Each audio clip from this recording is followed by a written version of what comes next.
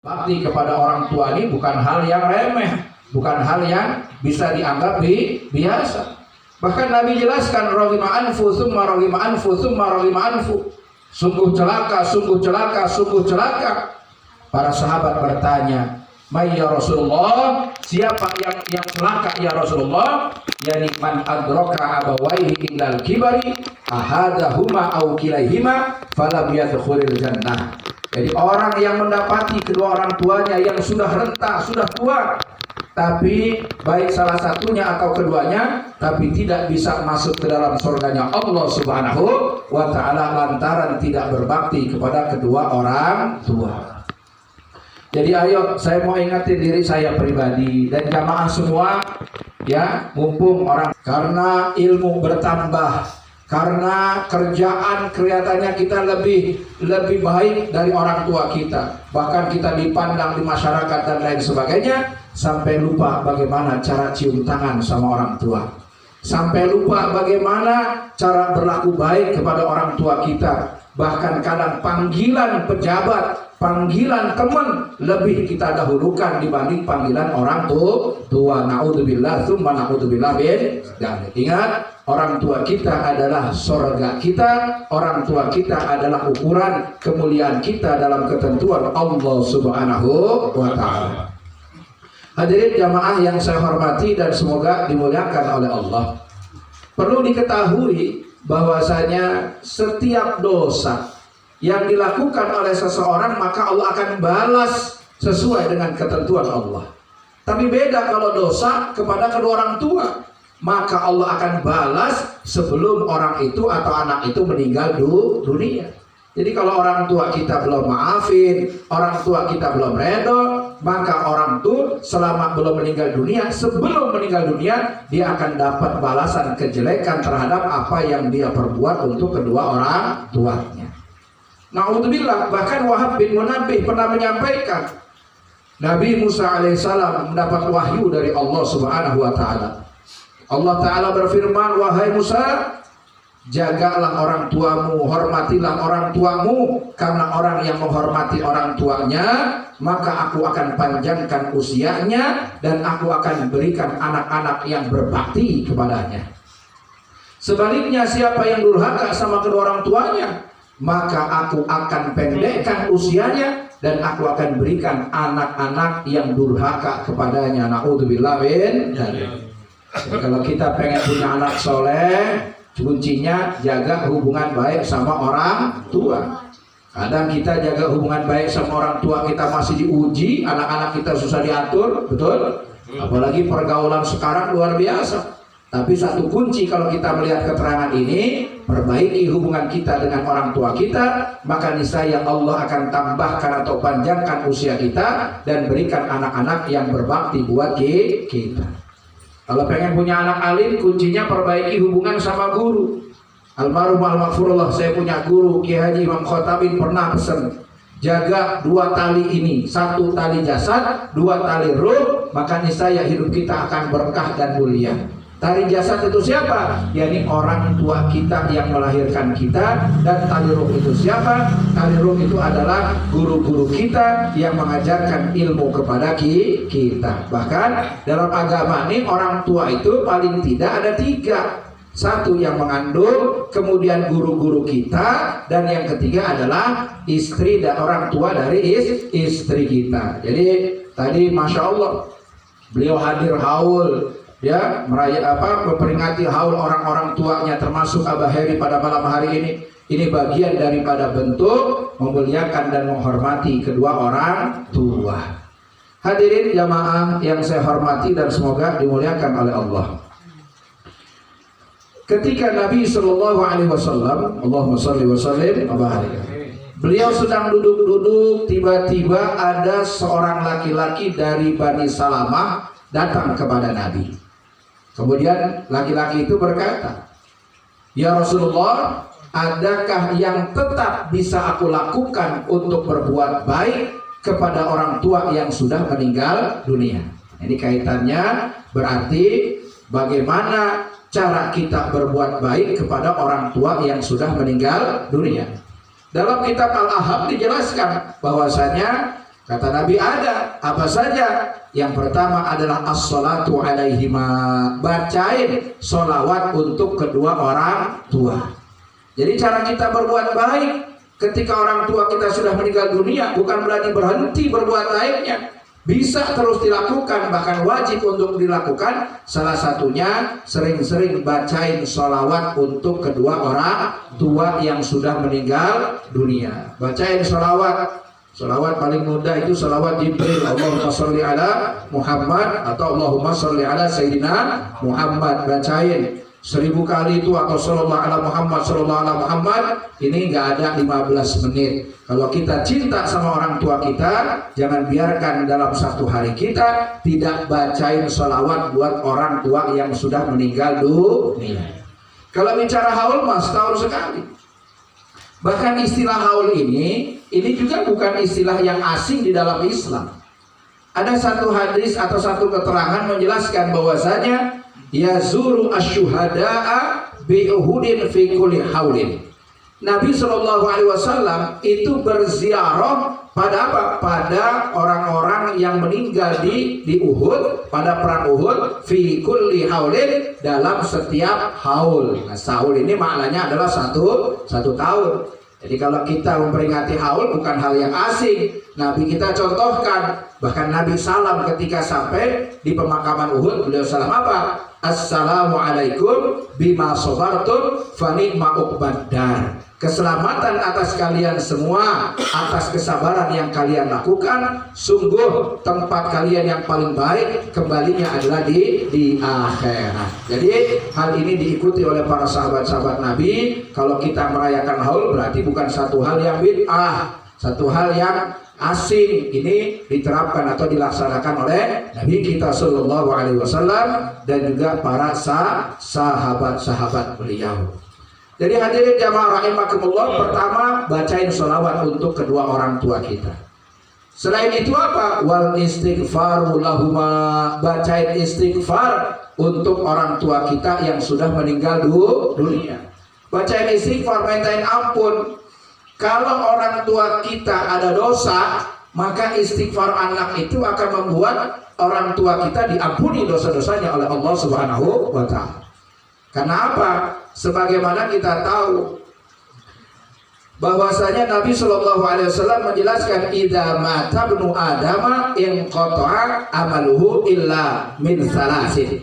Apabila anak Adam meninggal dunia, maka putus amal-amalnya kecuali berapa perkara? 3. Salah satunya apa? Awaladun, bisa dibaca awaladun atau waladin, ya, tergantung depannya. Kalau dibaca sodakotun jariyatun berarti dari jadi khobar dari mubtada yang dibuang, karena terakhirnya min salasin. Tapi kalau dibaca salasin berarti jadi badal. Kalau jadi badal sodakotin jariyah. Jadi bisa sodakotun jariyatun, bisa sodakotin jariyatin. Nah, saya mau bacanya misalnya sodakotin jariyatin. Jadi apa? Jadi badal dari lafaz salasin. Sodakotin jariyah yaitu sedekah yang ngalir pahalanya. Kemudian apa? Aw ilmin yuntafa'u bihi, ilmu yang diamalin. Dan yang berikutnya awaladin soleh yad'ulah, doa daripada anak yang soleh. Nah, jadi istighfar yang dihadiahkan kepada orang tua, kalau orang tua kita punya dosa, maka niscaya Allah akan ampuni dosa-dosanya. Tapi kalau orang tua kita nggak punya dosa, terus kita bacain istighfar, jadinya apa? Tambahan kemuliaan buat orang tua kita. Kan kita nggak tahu, misalnya maaf nih, ampunan Allah kan dirahasiain, betul nggak? Ya kan, kita nggak tahu, maka jangan berhenti terus bacain istighfar untuk kedua orang tua. Termasuk kita jangan berhenti untuk tobat, untuk baca istighfar. Nabi baca istighfar, bukan Nabi punya dosa. Nabi-nabi maksum. Kalau kita misalnya meyakini Nabi itu punya dosa atau berdosa, maka dalam keyakinan akidah Ahlussunnah wal Jamaah, murtad, kufur, keluar daripada Islam. Tapi Nabi dalam sehari, dalam hadis diriwayatkan nggak kurang baca istighfar antara 70 sampai 100 kali. Ada keterangan 70, ada keterangan 100 kali. Nah, kalau orang nggak punya dosa, baca istighfar jadi tambahan kemuliaan. Begitu juga hadirin jamaah rahimakumullah, Kalau kita misalnya bacain istighfar untuk kedua orang tua kita, merupakan ini bakti seorang anak kepada orang tua yang sudah meninggal dunia. Tadi, kalau orang tua kita ada dosanya, maka akan diampuni oleh Allah Subhanahu wa Ta'ala. Kalau nggak ada, bagaimana? Tambahan kemuliaan. Dijelaskan dalam hadis Nabi, turfa'ulil mayyiti ba'da mautihi darajatuh. Diangkat derajatnya seorang mayit sesudah meninggalnya oleh Allah Subhanahu wa Ta'ala. Kemudian mayit itu di dalam kuburnya bilang begini, fayaqulu ay rabbi ayyu syai'in hada. Wahai Tuhanku, ini apa-apaan ini? Kok dapat nikmat begitu besar, begitu banyak? Fayaqulu lahu, maka Allah Ta'ala berfirman kepadanya, waladuka istaghfarolaka, anakmu membacakan istighfar kepadamu. Jadi kalau kita banyakin baca istighfar untuk kedua orang tua kita, maka niscaya kalau nggak diampuni dosanya, diangkat derajatnya oleh Allah Subhanahu wa Ta'ala. Pernah suka ziarah ke wali-wali dia? Sering. Kalau muka-mukanya muka ziarah semua ini. Alhamdulillah. Kalau mukanya muka ziarah. Kalau muka ziarah kan kalau lagi tahlil di wali-wali ya, kan kita bacain istighfar tuh. Kadang saya nih waktu belum tahu ini apa iya wali punya dosa, manfaat enggak istighfar saya begitu. Yang butuh diistighfarin mah saya, bukan wali-wali, betul nggak? Begitu dapat keterangan ini hadirin jamaah rahimakumullah, jadi istighfar kita hadiahkan kepada orang yang meninggal dunia, misalnya khususnya para waliun min auliyaillah, selain manfaatnya buat beliau, yaitu apa? Ditambah derajatnya dan juga buat kita.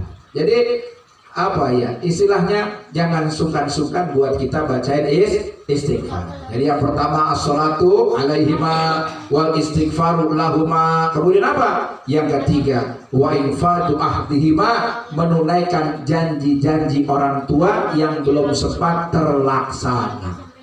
Jadi misalnya pengen ke Mekah gitu ya, pengen umroh, ternyata belum kesampaian. Kau mampu tunaikan. Pengen sholat di sini, pengen sholat di masjid ini, belum sempat sampai meninggal dunianya, maka tunaikan janji-janji orang tua yang dulu pernah waktu hidupnya pernah janji atau ada niatan baik.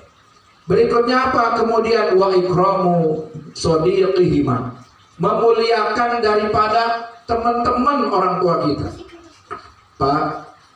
Pak, sehat?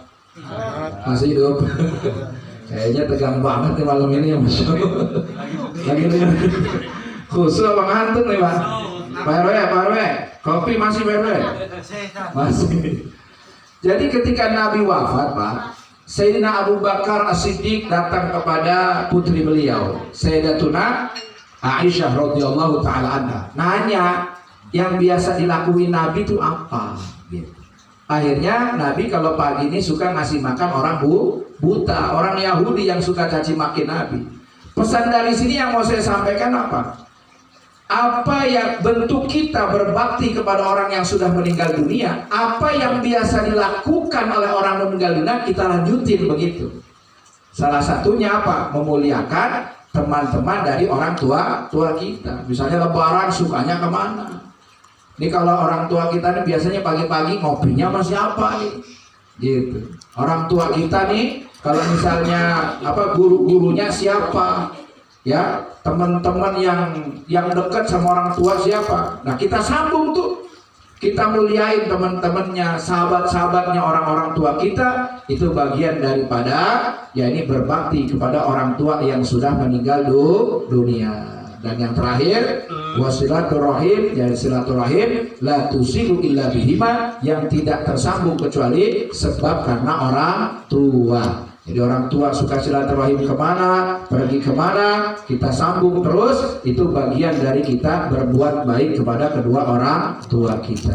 Moga-moga kita termasuk orang-orang yang oleh Allah Subhanahu wa Ta'ala diberi kekuatan untuk terus berbuat baik kepada kedua orang tua kita, baik beliau masih hidup ataupun sudah meninggal dunia. Hadirin jamaah rahimakumullah. Ini pada malam hari ini bungahnya bukan main, senangnya bukan main almarhum ketika diperingati haulnya. Tadi sudah dijelaskan bahwasanya ini bagian daripada berbuat baik kepada kedua orang tua. Dan masya Allah, ya pastinya kita husnudzon kepada Allah Subhanahu Wa Taala. Almarhum adalah orang baik. Buktinya apa? Buktinya pada malam hari ini Allah kehendaki kita doain, kita kirim doa buat almarhum. Kalau almarhum bukan orang baik mah hilang kebaikan. Meskipun memang dalam pandangan akidah Ahlussunnah bahwasanya amal itu ada dua bagian, Pak. Yang pertama ada yang dilakukan oleh diri sendiri dan selesai ketika sudah meninggal dunia. Ini amal yang dilakukan oleh diri sendiri. Seperti apa? Sholat. Kalau udah meninggal nyambung lagi gak tuh? Enggak, pahalanya selesai. Seperti apa lagi? Baca Quran, ya. Kalau udah selesai ngaji. Mumpung kita masih hidup, ayo sama-sama pada ngaji. Kalau udah meninggal dunia mah selesai pahala ngaji kita. Nah, inilah yang dimaksud dalam Al-Quran. Wa alaisa lil insani illa ma sa'a. Tidaklah manusia mendapatkan kecuali apa yang dia usahakan. Tapi ada amal yang dilakukan oleh dirinya dan ketika dia sudah meninggal dunia masih jalan amal itu. Tadi tuh sedekah jariah, ilmu yang bermanfaat. Maka maaf, ini ilmu yang bermanfaat jangan cuma istilahnya tugasnya ustaz, tugasnya kiai. Enggak. Kita sebagai orang tua ambil peran ini, Pak. Kita yang pada ngaji misalnya tahu doa makan, ajarin anak-anak kita doa makan. Kita yang pada ngaji tahu misalnya doa mau tidur, ajarin anak-anak kita doa mau tidur. Itu kalau dipakai sama anak-anak kita, Pak, bayangin kalau kita meninggal dunia itu jadi celengan amal, tabungan amal buat kita yang terus pahalanya mengalir. Ini kadang maaf orang tua ya, maaf. Urusan kadang mondokin anak, urusan anak belajar ngaji nggak begitu diopenin kadang, Pak. Tapi sekolah umum mah luar biasa. Dibela-belain, Pak, ya. Dibela-belain luar biasa. Bahasanya kalau pagi-pagi nggak bangun, diguyur, digebuk, lain sebagainya. Tapi anak nggak mau ngaji, Pak, biarin aja lah, mungkin kurang bakat dia mau begitu. Ngaji bakat, naudzubillah min. Jadi hati-hati, perhatikan betul pendidikan agama anak-anak kita, Pak. Jangan sampai urusan sekolah umum semangat tapi agama nggak semangat. Bukan saya anti sekolah umum. Tadi saya sampai lupa pernah kuliah, tapi guru kita tadi nanyain, katanya di S2-nya di IKI ya. Ya Allah, pernah kuliah kita, alhamdulillah gitu. Ya, alhamdulillah S1, S2 bahkan di rumah punya kulkas itu, alhamdulillah. Jadi bukan kita anti sekolah umum, bukan, terus belajar. Tapi ingat hadirin jamaah rahimakumullah, utamakan pendidikan agama buat anak-anak kita. Ini maaf, urusan doa makan yang ngajarin guru TPA. Urusan doa tidur yang ngajarin guru TPA. Apa peran orang tua buat mendidik anak ilmu agama? Bagaimana nanti di akhirat mau punya ilmu tabungan yang ilmunya bermanfaat kalau kita ogah-ogahan dalam mendidik anak-anak kita tentang ilmu agama. Paling enggak kalau nggak bisa ngecek lah gitu. Tadi diajarin kiainya apa, diajarin ustadznya apa, begitu. Jadi selain usaha untuk bagaimana anak-anak kita belajar ilmu agama, cek sampai di mana pemahaman, pengetahuan ilmu agama anak-anak kita. Jadi hadirin yang ketiga itu tadi doa anak yang soleh, penting. Jadi kita berusaha untuk bagaimana punya anak-anak yang soleh. Enak kalau punya anak soleh kayak Abah Heri misalnya, beliau mertuanya ya, jatuhnya ayah, orang tuanya meninggal diperingati haul. Kalau anaknya nggak soleh mah, orang tua meninggal dunia, adanya dangdutan bisa jadi. Naudzubillah min. Ada haul sambil dangdutan ada. Sekarang zaman aneh-aneh. Orang pengen berbuat baik, kadang semau maunya nggak ngikut aturan syariat Allah Subhanahu wa Ta'ala. Jadi alhamdulillah. Dan yang berikutnya, ada kalanya amal itu ya ini bukan perbuatan dia, bukan perbuatan almarhum, tapi amal orang lain yang dihadiahkan kepada orang yang sudah meninggal dunia. Seperti apa? Nabi contohkan sholat jenazah. Idza sholaitum 'alal mayyit fa akhlisu lahu ad-du'a. Apabila kamu mensolati mayit, maka ikhlaskanlah kepadanya doa. Artinya doa ini bukan perbuatan si mayit, tapi ketika dibaca maka jadi kebaikan untuk almarhum. Alhamdulillah ya. Moga-moga kita yang masih hidup jadi pengingat buat kita bahwasanya hidup ini tidak selamanya. Hidup ini akan ada yang namanya ajal. Kullu nafsin dha'iqatul maut. Setiap jiwa yang hidup pasti akan mati, dan kematian itu akan mendatangi kita meskipun kita berlari kemanapun. Kalau sudah waktunya tidak bisa dimajukan, tidak juga bisa diundurkan. Oleh karenanya penting buat kita minta kepada Allah agar kita bisa wafat dalam kondisi husnul khotimah. Doanya, ya Allah biha, ya Allah biha, ya Allah bi husnil khotimah. Ya Allah biha, ya Allah biha, ya Allah bi husnil khotimah. Ya Allah biha, ya Allah biha, ya Allah bi husnil khotimah. Tambahin fi khairin wa afiyah. Jadi kalau dulu saya doa begitu cuma sampai 3 kali. Nah, tapi saya kemudian dapat satu keterangan di kitab bahwasanya ditambahin fi khair wa afiyah supaya selain husnul khotimah meninggalnya dalam keadaan baik. Artinya baik itu maaf nih, bisa ada orang sakit dulu atau misalnya dapat musibah segala macam. Tapi kalau fi khair wa afiyah lagi duduk-duduk habis ngaji ya pulang meninggal dunia, nggak nyusahin orang. Banyak guru-guru ada yang bahasanya tuh lagi duduk-duduk habis ngajar meninggal dunia. Atau lagi ada orang sedang sama anaknya sama istrinya meninggal dunia, tidur tiba-tiba udah subuh belum, ditanya sebentar lagi subuh, habis sholat tolong bantu saya mau sholat subuh, habis sholat subuh meninggal dunia. Jadi ditambahin apa? Fi khairin wa afiyah. Sama-sama. Ya Allah biha, ya Allah biha, ya Allah bi husnil khatimah. Ya Allah biha, ya Allah biha, ya Allah ya Allah biha, ya Allah biha, ya Allah bi husnil khatimah fi khairin wa afiyatin atau wa afiyah. Jadi minta kepada Allah agar kita husnul khatimah fi khairin wa afiyah, dan jangan sampai kita meninggal dalam keadaan su'ul khatimah. Minta sama Allah supaya dijauhin dari su'ul khatimah. Jangan sampai kita meninggal dalam keadaan su'ul khatimah. Paling tidak hadirin jamaah rahimakumullah, Al-Imam Jalaluddin As-Suyuti dalam kitab Syarhus Sudur fi Halil Mauta wal Kubur menjelaskan ada 4 hal yang kalau ini gak ditinggalkan orang itu akan wafat dalam kondisi su'ul khotimah. Na'udzubillah bin. Yang pertama apa? Suka melalaikan sholat. Nah, hati-hati nih. Jadi kalau sholat jangan suka tar akhirnya kelewat tuh. Di dalam Al-Quran dijelaskan, ya ayyuhalladzina amanu la tulhikum amwalukum wala auladukum an dzikrillah. Yang dimaksud an dzikrillah apa? Yaitu sholat 5 waktu. Artinya apa? Wahai orang-orang yang beriman, janganlah hartamu dan anak-anakmu melalaikan kalian semua dari melaksanakan sholat 5 waktu.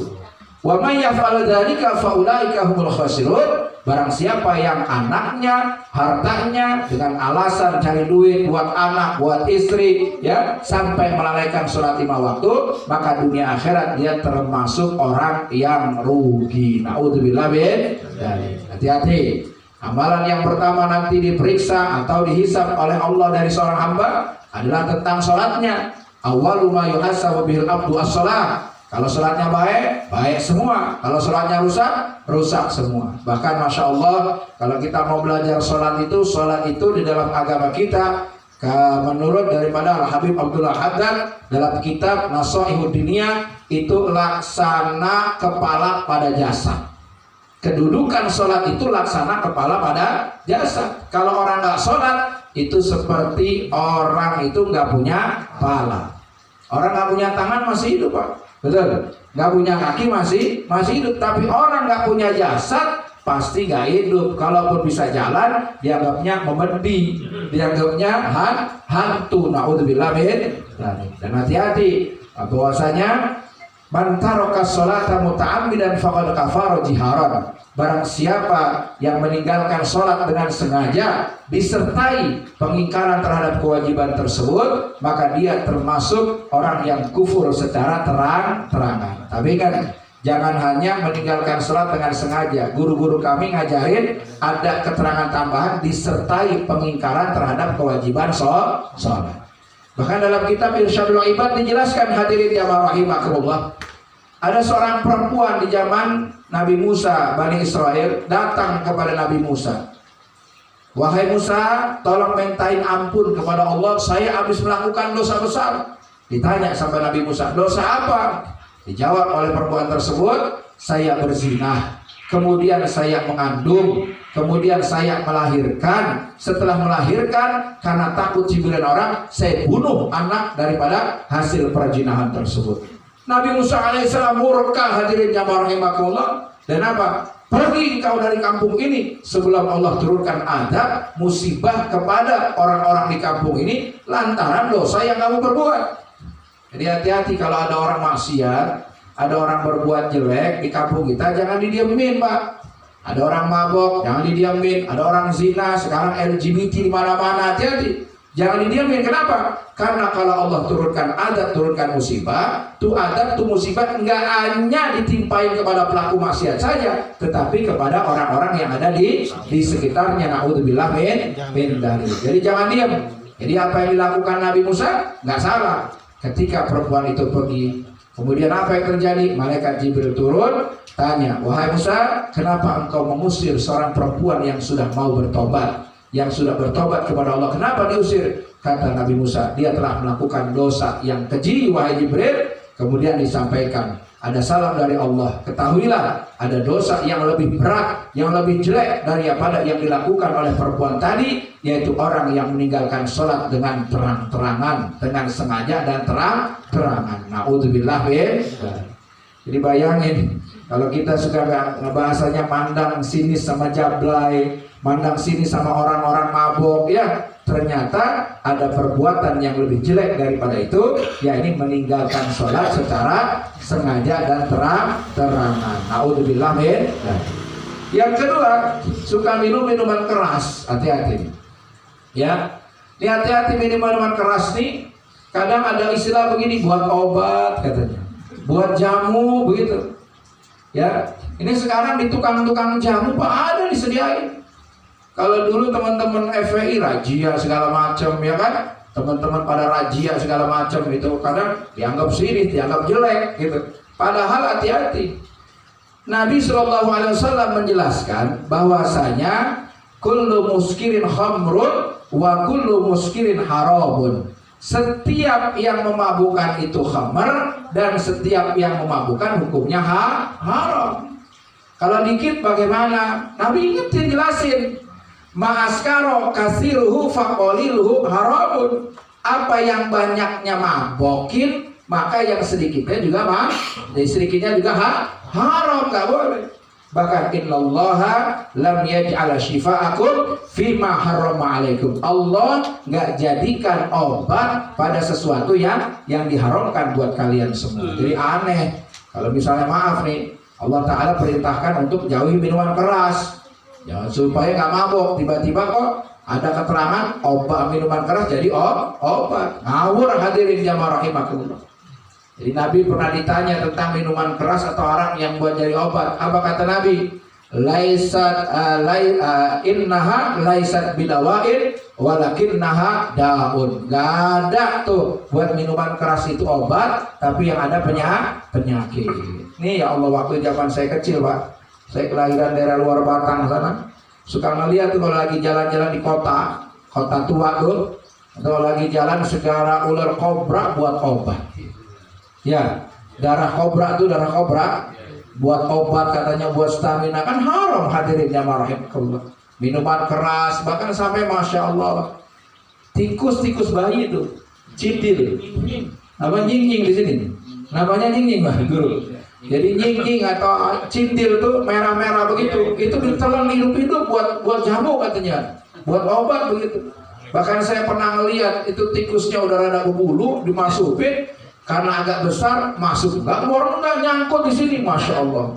Jadi orang aneh-aneh kalau nggak ada tuntunan syariat dari Allah Subhanahu wa Ta'ala dan Rasulnya. Yang ketiga, penyebab daripada su'ul khatimah tadi durhaka kepada kedua orang tua. Dan yang keempat adalah berbuat dolim kepada hamba-hamba Allah Subhanahu wa Ta'ala. Bahkan kita nggak boleh dolim sama orang kafir, nggak boleh dolim sama makhluk-makhluk ciptaan Allah, binatang dan lain sebagainya. Kalau sama orang kafir aja nggak boleh dolim, binatang saja nggak boleh dolim, bagaimana berbuat dolim kepada sesama muslim? Jelas-jelas ini lebih diharamkan oleh Allah Subhanahu wa Ta'ala. Jadi orang yang dolim ini meninggal dunianya, di dalam Al-Quran dijelaskan sampai-sampai malaikat aja mukul tuh dengan tangannya supaya akhriju anfusakum, keluarin ruh kamu, karena susah banget dikeluarinya bagi orang-orang yang berbuat dolim. Na'udzubillah,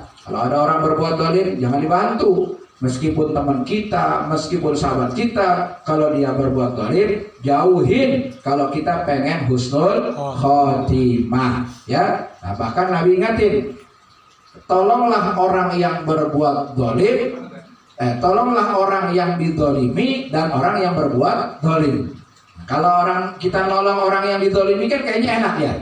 Tapi pertanyaannya begini, kok Nabi suruh juga tolonglah orang yang berbuat dolim? Nah, bagaimana cara menolong orang yang berbuat dolim? Hentikan kedolimannya.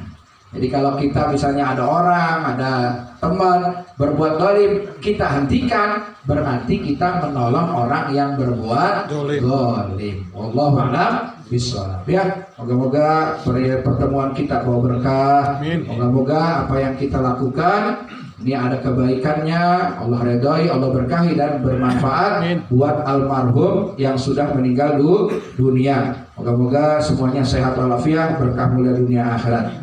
Itu saja yang bisa disampaikan. Moga-moga ada manfaatnya. Mohon maaf apabila ada hal yang kurang, salah-salah kata, sabuk tulisan dan lain sebagainya. Yang baik, yang benar datangnya dari Allah Subhanahu wa Ta'ala. Yang salah, yang keliru dan khilaf karena kebodohan, kekurangan diri saya, semoga Allah ampuni dosa saya, dosa kita semua.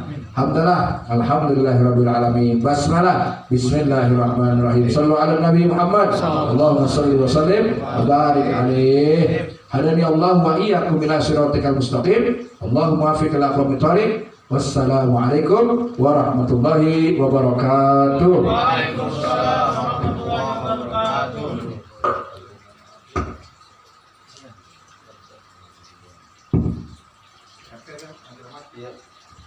Alhamdulillah, tadi sama-sama kita mendengar kamu hasanah yang disampaikan oleh Bunda Mukarram Almarhum Mustafa Warkas PDI. Mudah-mudahan apa yang beliau sampaikan dapat menyentuh hati kita dan menjadi pembelajaran buat diri kita. Kalau memang orang tua kita masih ada, yuk jadikan orang tua kita sebagai raja dan ratu. Kalau memang orang tua kita sudah tidak ada, yuk jangan segan-segan kita kirimkan doa buat orang tua kita. Jangan pernah merasa malu, jangan pernah merasa suka, dan jangan pernah merasa bodoh. Mudah-mudahan bagi yang masih punya orang tua yang hadir di sini, orang tua dalam keadaan sehat walafiat, berkah barokah dunia akhirat. Dan bagi yang hadir di sini juga maupun orang tua saya sudah almarhum dan almarhumah, mudah-mudahan almarhum dan almarhumah, khususnya Bapak almarhum Bapak Mariman bin Said Ahmad Mikir Sumijo, diterima amal ibadah selama di dunia dan kuburnya dijadikan alam kuburnya rawdah min riyadil jannah. Hadirin jamaah rahimakumullah, untuk mempersingkat waktu, doa yang akan disampaikan oleh Gurunda Kyai Haji Salat Anwar SQ. Shallallahu alaihi Nabi Muhammad.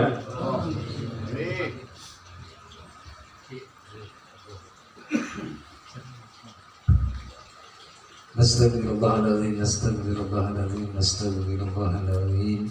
Innallaha ghafurur rahim. Lakal hamdu ya Allah ya Maulana ya Ma'bud ya Karim.